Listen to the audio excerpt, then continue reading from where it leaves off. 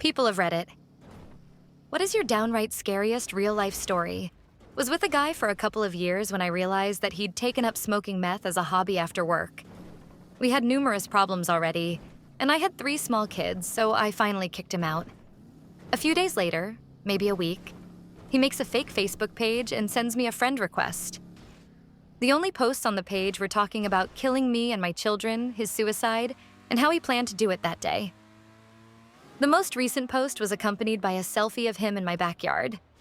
A recent selfie, so he had been there. I was on my way home with the kids late in the evening when I got the request. I had stopped by my parents' home the day before and gotten my dad's 9mm handgun because he was sending messages through mutual friends about burning my house down. I called the police as soon as I got home, and they didn't seem to think it was a big deal and didn't have an officer available to come check my house before we walked into it. I live in the middle of the woods, and we have a rinky-dink police force.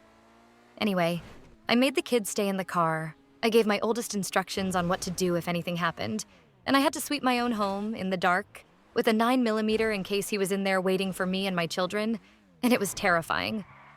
I had to check my entire house every time we came home for a while, and I was always worried that I'd eventually find him in there.